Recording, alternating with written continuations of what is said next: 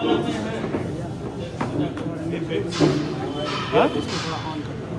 ये वाला है ना। ए भाई पीछे ऊपर हाथ करो। हाँ रोल करते हैं चल।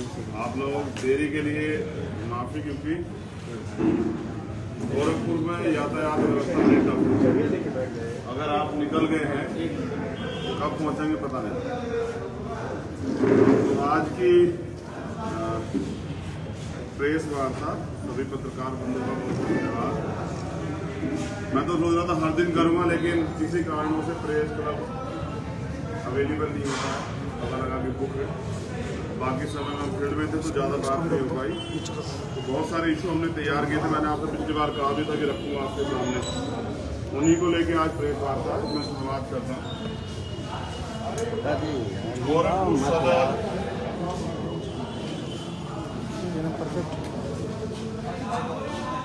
तहसील के ग्राम मानबेला, एक मिनट भाई इनको चुप करवाना कौन है? ये बीजेपी के लोग तो नहीं आगे माहौल खड़ा कर रहे हैं, भाई बल्ला मचाया। पैसे तो हमने पूरे दिए प्रेस क्लब में।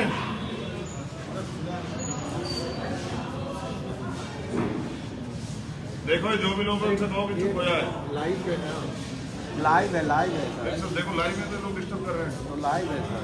चलिए, तो गोरखपुर सदर तहसील के ग्राम मानबेला एवं पोखर भिंडा किसानों की एक समस्या है जो 2004 से चली आ रही है। 83.587 हेक्टेयर जमीन है जो जबरन अधिग्रहण की गई।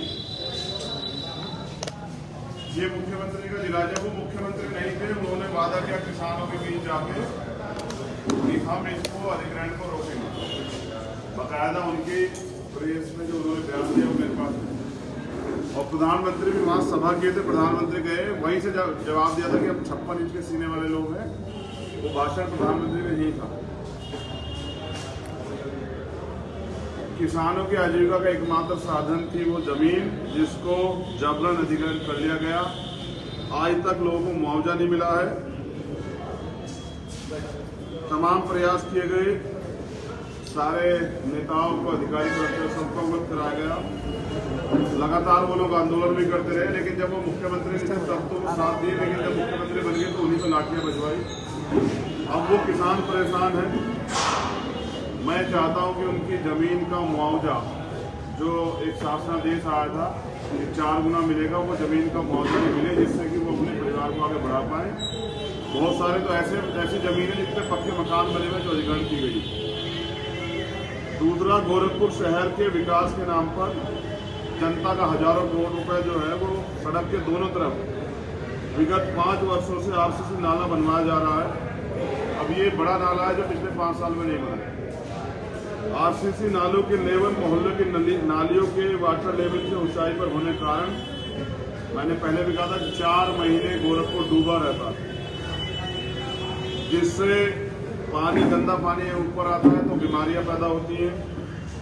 आम जनता परेशान है। जैसे हेडियागढ़ है, विष्णुपुरम में प्रीत विहार है, राजनगर है, ऐसे सारे मोहल्ले डूबे रहते हैं। आम आदमी का जीवन जो है वो नरकीय हो गया है। वो किसी तरह से इससे निजात चाहता है।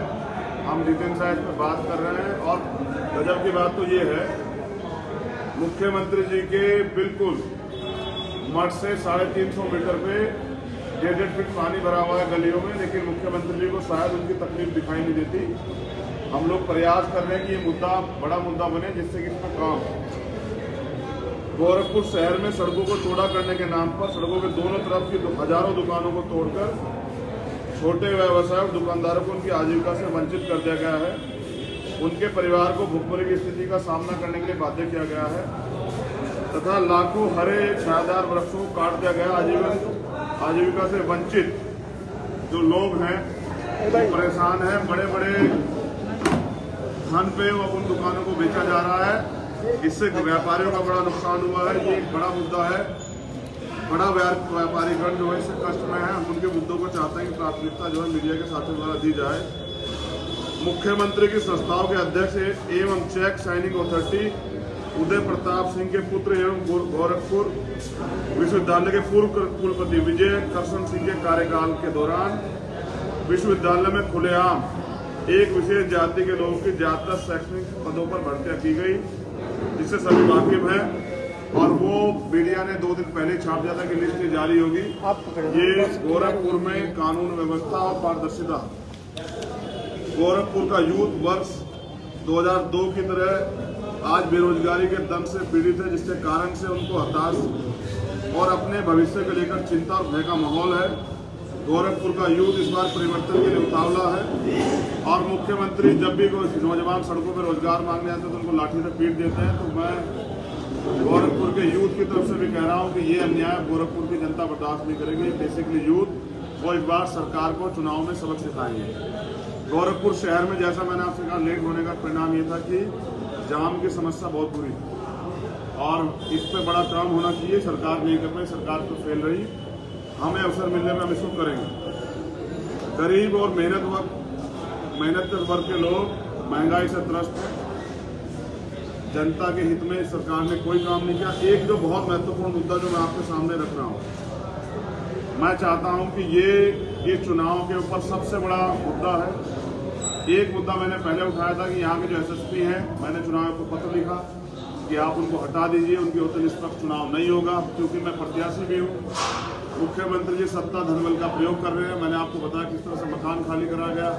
उससे बड़ी बात ये आप नोटिस करें, गोरखपुर के एसएसपी को तो नहीं हटाएगा, लेकिन एक अधिकारी और हैं जो गोरखपुर शहर विधानसभा 322 के जोनल मजिस्ट्रेट रमेश बाबू गुप्ता जी, अपर आयुक्त एवं अपर निबंधक सहायक सहकारिता वर्ष 2017 से ही निदेशालय स्तर के अधिकारी हैं। उनको नियम विरुद्ध तरीके से संयुक्त आयुक्त एवं संयुक्त निबंधक सहकारिता गोरखपुर मंडल के जूनियर पद पर तैनाती की गई है। वरिष्ठ पदाधिकारी होने के बावजूद भी उन्हें जूनियर पदनाम से वेतन देकर वित्तीय अनियमितताओं किया जा रहा है और जोनल मजिस्ट्रेट के नियुक्ति आदेश में भी जूनियर पदनाम संयुक्त आयुक्त एवं संयुक्त निबंधक सहकारिता गोरखपुर मंडल गोरखपुर से ही गोरखपुर शहर विधानसभा के जोनल मजिस्ट्रेट रमेश बाबू गुप्ता अपर आयुक्त एवं अपर निबंधक सहकारिता की चुनाव ड्यूटी लगाई गई।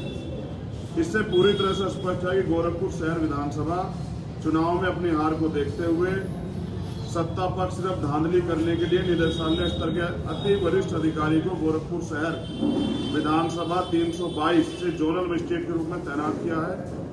जिला निर्वाचन अधिकारी जिला गोरखपुर से गोरखपुर शहर के जोनल मजिस्ट्रेट रमेश गुप्ता को चुनाव प्रक्रिया हटाने के लिए पत्र भेजकर मैंने अनुरोध 2 दिन पहले किया, अभी तक कोई कार्रवाई नहीं हुई। रमेश बाबू गुप्ता जो सीनियर अधिकारी हैं, जो अपर आयुक्त एवं अपर निबंधक सहकारिता हैं, उनको संयुक्त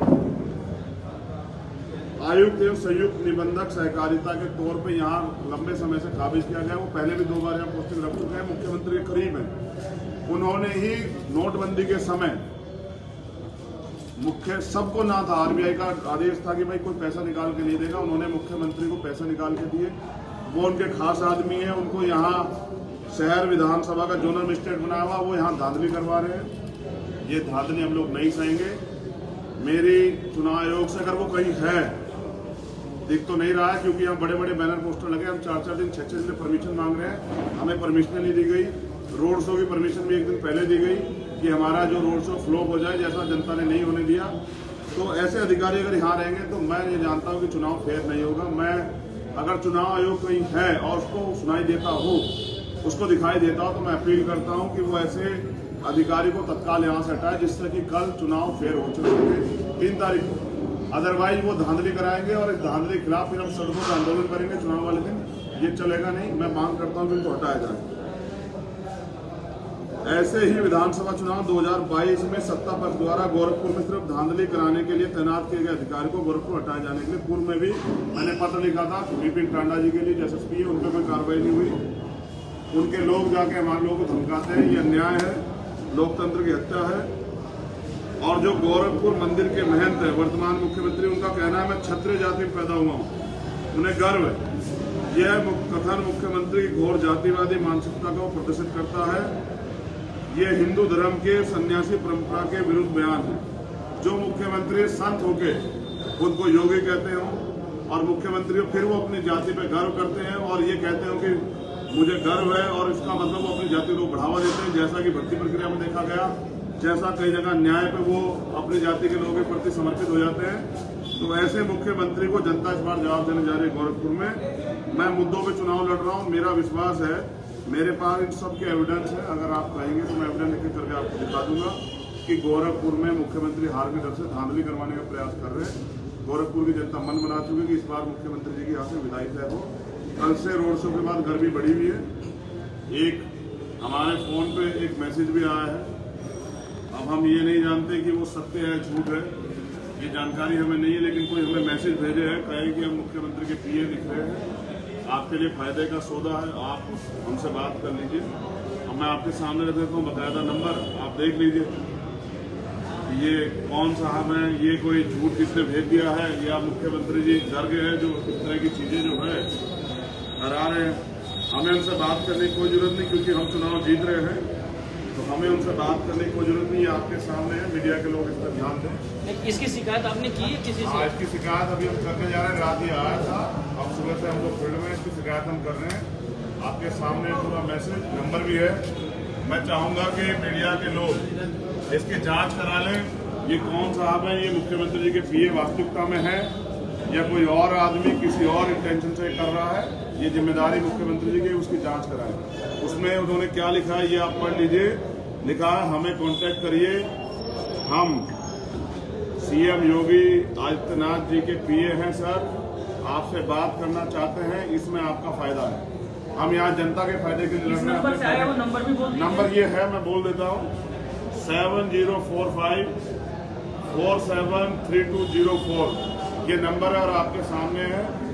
ये कौन साहब है, आप मीडिया के साथी मुख्यमंत्री से पूछिए कि क्या फायदे नुकसान के लिए चुनाव लड़ रहे हैं यहाँ, या जनता के फायदे के लिए चुनाव लड़ रहे हैं। इसलिए मैंने मीडिया के साथियों के सामने बात रखी कि कल मेरे साथ कोई अप्रिय घटना भी यहाँ घट सकती है, क्योंकि 3 तारीख को चुनाव है। ये जानकारी हमारे लोगों के दिमाग में है, सब लोग इसको देख रहे हैं। हो सकता है मैं उनकी बात न मानूं तो मेरे साथ कोई दुर्घटना हो जाए, मैं दुर्घटना से नहीं डरता, लेकिन जो दुर्घटना गोरखपुर के लोगों के साथ हो रही है उसका जवाब तो देना पड़ेगा, उसके लिए मैं तैयार हूँ। अगर मुझे नुकसान भी हो जाएगा तो भी मैं खड़ा रहूंगा गोरखपुर की जनता के लिए। लेकिन ये डर भय का माहौल जो उनके अंदर बना है कल से, ये मेरे द्वारा नहीं, जनता की जो जनता के साथ अन्याय किया उसकी वजह से बना। और मैं चाहता हूँ जनता 3 तारीख को अपने डर को, क्योंकि ये क्रांति धरावी गोरखपुर के लोगों ने अन्याय के साथ लड़ाई लड़ी है, इस बार वो डर कर नहीं डरकर वोट करें और सामंती तानाशाही ताकतों को जवाब दें।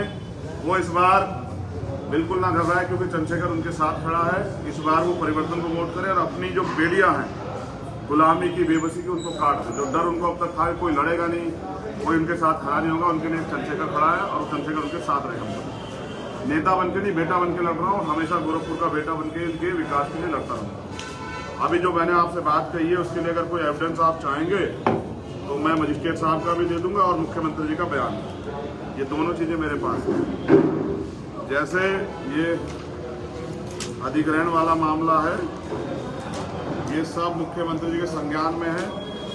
मुख्यमंत्री जी खूब बड़े बड़े भाषण दिए हैं इस पर, लेकिन आज जो है ये बिल्कुल खाली है, इस पर कोई चर्चा नहीं हो रही है। मुख्यमंत्री ने खूब लाठी से पिटवाए वो लोग जो लोग फिर आंदोलन किए। कभी मुख्यमंत्री जी वहीं सभा करके प्रधानमंत्री का भाषण दिलाए कि हम 56 इंच के सीने वाले हैं। आज किसानों के लिए वो सीना नहीं दिख रहा है। जैसा मैंने कहा गुप्ता जी के बारे में, तो वो बड़े अधिकारी हैं, लेकिन यहाँ क्यों अपॉइंट किए गए हैं, उनको क्यों ये वेतन मिल रहा है, इसकी पूरी रिपोर्ट मेरे पास है। मैं आपके सामने रख देता हूँ कि वो यहाँ कब कब रहे, उनका कार्यकाल और सब चीजें, ये उनका कार्यकाल है, आप देख लीजिए। नियम ये भी है कि 4 साल से जो अधिकारी कई हैं 3 साल, और ये चुनाव आयोग का वो है ऑर्डर, मैं ऑर्डर संख्या भी बता दूंगा कि उसको हटाया जाए, लेकिन वो यहाँ हटाए नहीं गए, वो तो यहाँ जोनल मजिस्ट्रेट बना दिए गए। तो क्या मुख्यमंत्री जी धांधली पे चुनाव लड़ेंगे? और अगर मुख्यमंत्री जी हिम्मत नहीं जुटा पा रहे हैं तो फिर क्यों चुनाव लड़ रहे हैं? किसने कहा था कि चुनाव लड़ना है? क्या बीजेपी के लोगों ने उनको फंसा दिया है? चुनाव लड़ा के पहली बार के हरा गए, वो चाहते नहीं बीजेपी के, तो कुछ लोग सिंगल लोग भी चाहते मुख्यमंत्री बने। तो ये ऑर्डर है भारतीय निर्वाचन आयोग का संख्या 403/6/1 कि 4 साल से 3 साल के से ज्यादा का राव अधिकारी नहीं रहेगा चुनाव के समय, कि वो मदद करेगा। आप देखिए ये 4 साल वाले साहब हैं, क्यों है ये जनता को बताना पड़ेगा। तो मेरी आपसे अपील है कि आप हमारी बातों को जैसे आप लगातार रखते आए, पिछले 6 दिन आपने लगातार हमारी चीज़ों को जनता के सामने रखा मीडिया के जरिए, ऐसे ही मैं चाहता हूँ कि आप भी रखें। एक ये सुभाषवादी भारतीय समाज पार्टी के राष्ट्रीय अध्यक्ष श्रद्धेय अशोक श्रीवास्तव जी, उन्होंने उनकी पार्टी का समर्थन हमें दिया है इस चुनाव में, मैं उनका धन्यवाद करता हूँ। और अपने श्रीवास्तव काय समाज के लोगों से कहता हूँ कि आप चिंता न करें, आपके साथ जो अन्याय हुआ है उस अन्याय को भी हम मजबूती से लड़ेंगे, हम आपके साथ। धन्यवाद। अभी कोई सवाल हो तो पूछेगा। मैं यहाँ की प्रेस मीडिया का बहुत धन्यवाद करता हूँ, लगातार वो मुझे दिखाते रहे और इस प्यार के लिए बहुत बहुत धन्यवाद। कुछ बचा तो नहीं है, ठीक है विवेक भाई, अलग से करना है। कल के रोड शो में आपने देखा जिस तरह भाजपा के लोग बार बार हमारे कार्यकर्ताओं को पर्चे फेंके, उनको उकसाने का प्रयास किया। मुझे उम्मीद नहीं थी कि मुख्यमंत्री जी का स्तर इतना गिर जाएगा कि वो अपने गुंडों से सबसे कराएंगे, ठीक नहीं है। जब चुनाव है होने दीजिए, जनता जिसको तय करे वो जीत जाए, आप जीते या हम, लेकिन ये सत्ता के दुरुपयोग ठीक नहीं है। इसका खामियाजा लोकतंत्र की हत्या खामियाजा जनता देख रही है, ये भुगतना पड़ेगा मुख्यमंत्री। धन्यवाद।